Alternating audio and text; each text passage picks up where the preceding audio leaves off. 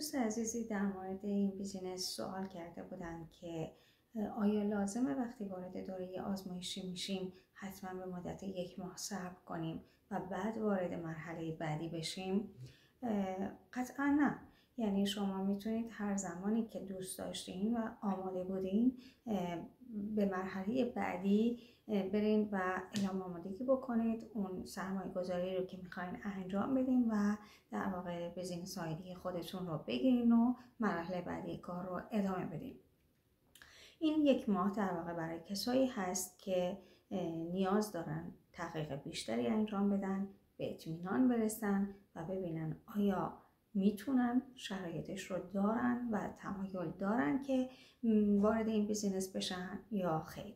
چنانچه تمایل نداشته باشن به هر دلیلی، اون مبلغ $149 پرداختیشون بهشون برگردون نمیشه.